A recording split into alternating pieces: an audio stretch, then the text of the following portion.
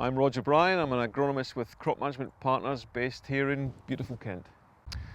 As we stand at the minute, we've got a lot of September and early October emerged crops with a lot of foliar disease on the older leaves, plenty of septoria like we normally do, a little bit of mildew, but additionally this autumn we've also got a bit of brown rust and also some yellow rust on susceptible varieties. Farmers can expect in this spring, it'll depend a little bit what the rest of the winter does. If it stays relatively mild, then those high levels of foliar disease will carry through and may even move up onto younger leaves. If we get any amount of frost, then particularly the rusts will die back with the older leaves, reducing the disease pressure a little bit, but the risk will still be there.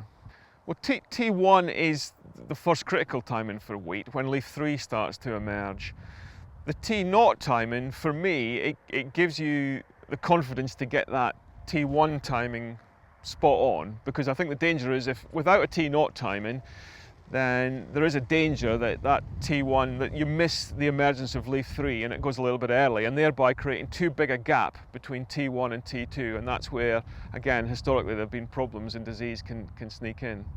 At the T0 timing, the starting point for me really is chlorothalonil in terms of septoria protection, because on leaf 4, which is what we're targeting with the T0 timing, we want to be able to put chlorothalonil somewhere in the system in proximity to when leaf 3 emerges. So that's the starting point. It's what we bolt onto that chlorothalonil component at T0. If there's any amount of rust or a rust susceptible variety, then we've got to add triazoles into that mix.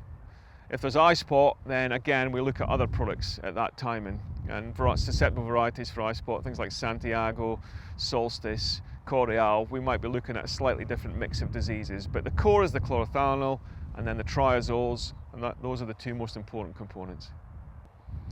If we're looking at products to use at that timing and a mix of chlorothalonil with triazoles, then a product like Cherokee is got to be in the mix. Other aspects at that timing, that T0 timing, would be, particularly with forward crops, we'll be looking at growth regulation, possibly trace elements as well. So it's not just at that T0 timing all about fungicides. There are other things that we will be looking to do on a wheat crop at that timing.